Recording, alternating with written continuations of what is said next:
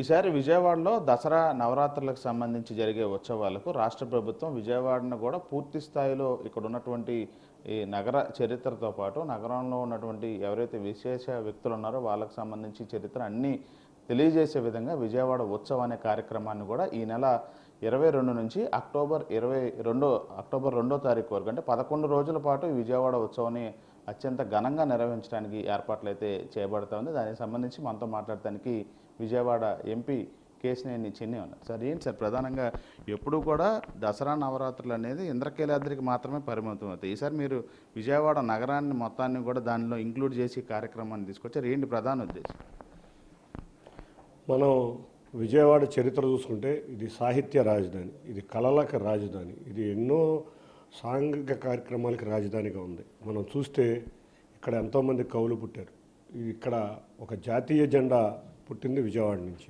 ఇటువంటి ప్రసిద్ధం కలిగిన విజయవాడ నగరం కొన్ని రోజులుగా ప్రతిష్టకు తగ్గట్టు సాంఘిక కార్యక్రమాలు కానీ, అంతేకాకుండా కవుల సమ్మేళనాలు కానీ ఇటువంటివి మనం మిస్ అవుతున్నాం. చూస్తే ఒకప్పుడు సినిమా రంగం అంతా కూడా విజయవాడ నగరం నుంచే ప్రారంభించేది. విజయవాడ నగరంలో సినిమా రంగం ఇటువంటి ఎన్నో కళాకారులను పోషించిన ఈ నగరంలో, ఈ నగరానికి ముందుగా అన్నిటికన్నా ప్రసిద్ధి దుర్గా అమ్మవారి దేవస్థానం.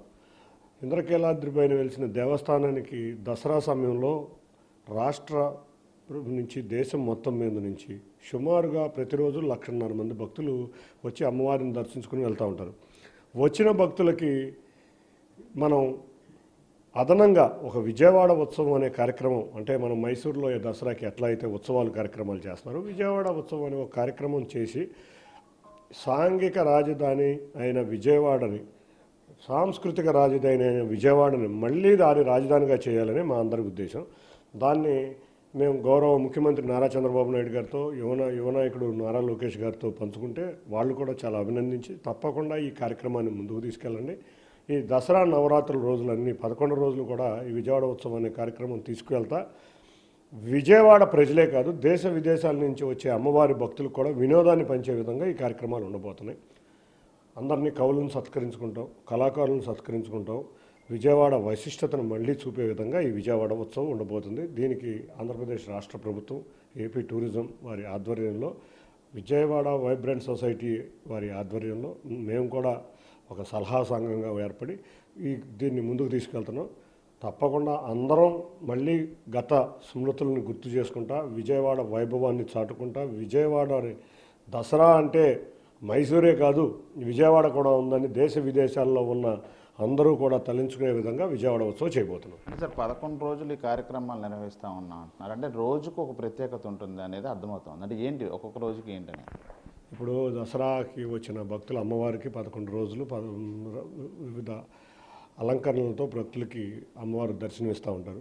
అదేవిధంగా విజయవాడ ఉత్సవంలో కూడా 11 రోజులు మేము 4 ప్లేసులు ఎన్నుకోవడం జరిగింది. ఒకటి ఘంటసాల వారికి క్షేత్రం, ఒకటి తుమ్మలపల్లి కళాక్షేత్రం, 3 పున్నమి ఘాట్, 4వది ఒక ఎగ్జిబిషన్ సెంటర్. ఈ 4గిట్లో మనం చూస్తే 12 సంవత్సరాల క్రితం విజయవాడ ఎగ్జిబిషన్ ఆగిపోయి ఉంది.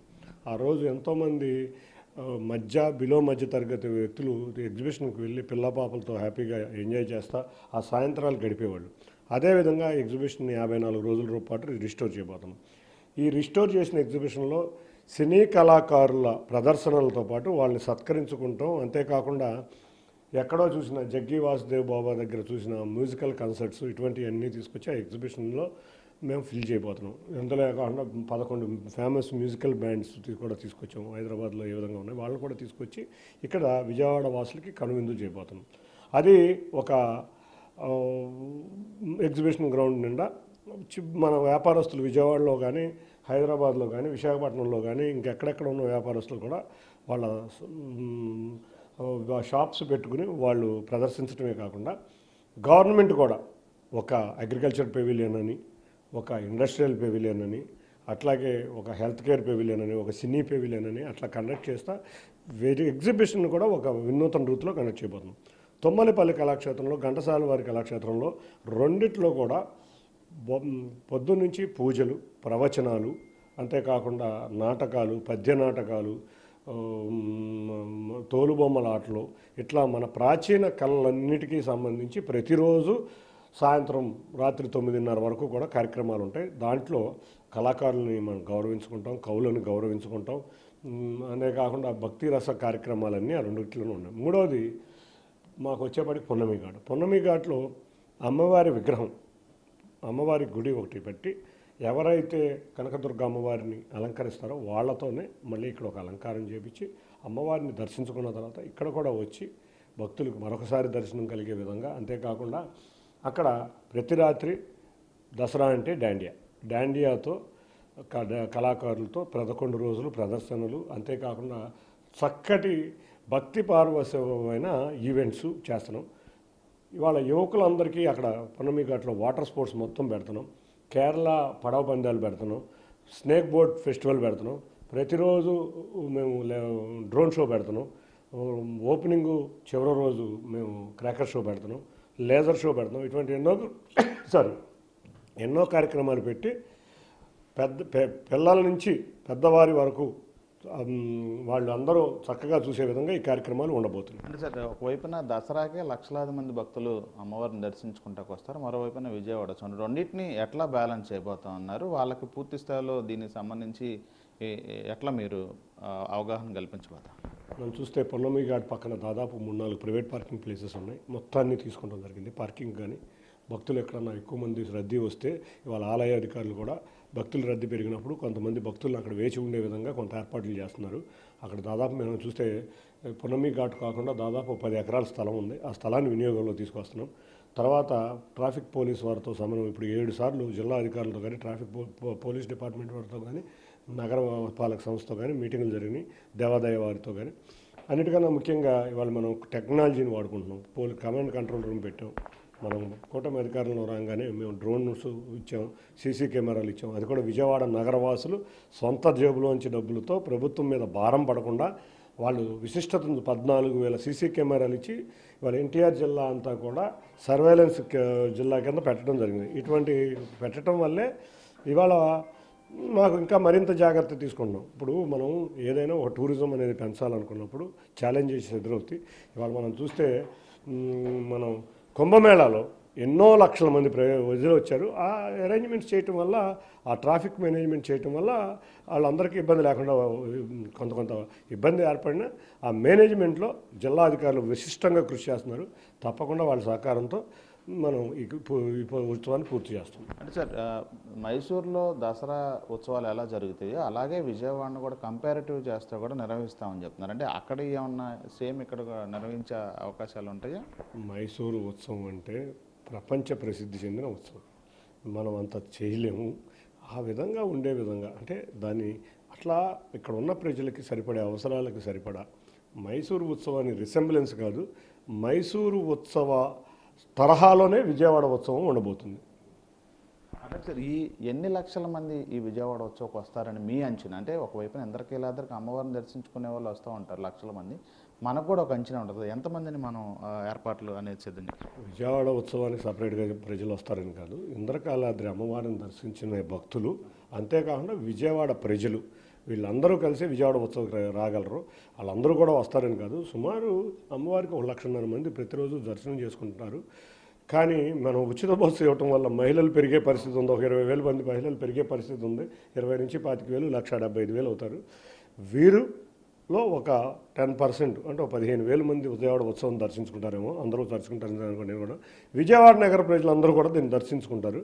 కాబట్టి విజయవాడ ఉత్సవం అనేది దసరా ఉత్సవాలతో మిళితమైన ఉన్న ఉత్సవమే. అంటే అమ్మవారిని దర్శించుకున్న దాంట్లో ఒక 10% మంది ఇక్కడ దర్శించుకున్నాం కాబట్టి విజయవాడ నగరవాసులు. అమ్మవారిని దర్శించుకునే ప్రజలకి వచ్చే వాళ్ళకి ఇంకా వినోద కార్యక్రమాలు పంచడమే ఈ ఉత్సవ ఉద్దేశం. కానీ అమ్మవారి ఉత్సవానికితో పాటు దీనికి కూడా వస్తారని మేము అనుకోవట్లేదు. అమ్మవారికి వచ్చిన వాళ్ళు విజయవాడ ప్రజలు కలిసి ఈ ఉత్సవ కార్యక్రమాల్లో పాల్గొంటారు. ముఖ్యమంత్రి గారి పర్యటన ఖరారైందా సార్? ఎప్పుడు వస్తారండి? ముఖ్యమంత్రి గారు చాలా చక్కగా దీన్ని చేయండి, మీకు ఎప్పుడు అవసరమైతే అప్పుడు వస్తా అంటున్నారు. ఉప ముఖ్యమంత్రి వారిని కూడా వెళ్ళి పిలుస్తాం, లోకేష్ గారిని కూడా వెళ్ళి పిలుస్తాం. వీటిలన్నిటికన్నా ముఖ్యంగా కేంద్ర మంత్రుల్ని, అంతేకాకుండా కొంతమంది గవర్నర్లని ఇక్కడికి ఆహ్వానించాలని చూస్తున్నాం. అంటే మాకు చాలా వెరీ షార్ట్ టైం ఉంది. నెక్స్ట్ టైం వచ్చేప్పటికైతే ప్లానింగ్ సరిగ్గా ఉంటుంది. కొన్ని వర్షాభావ పరిస్థితులు ఇవన్నిటి వల్ల కొంచెం మాకు డిలే జరిగింది. ఇవాళ సాయంత్రం కానీ రేపు మార్నింగ్ కానీ ఒక ఫైనల్ షెడ్యూల్ వస్తుంది. ఫైనల్ షెడ్యూల్ రాగానే ఇన్ఛార్జ్ మంత్రి గారైన సత్యకుమార్ యాదవ్ గారిని కలిసి ఉత్సవ కమిటీతో కలిసి ఢిల్లీ వెళ్ళి ఉపరాష్ట్రపతిని తీసుకొని ఇన్వైట్ చేద్దామని గౌరవ నారా లోకేష్ గారు కూడా ఉపరాష్ట్రపతిని పిలవమన్నారు. మేము వెళ్ళి ఆహ్వానిస్తాం. ఎవరెవరు వస్తారు అనేది షెడ్యూల్ అతి త్వరలో తెలుస్తుంది. విజయవాడ ఉత్సవం ఇది మొదటిసారి నిర్వహిస్తూ ఉన్నారు. ఇక్కడ నుంచి ప్రతి ఏడాది ఉంటుందా?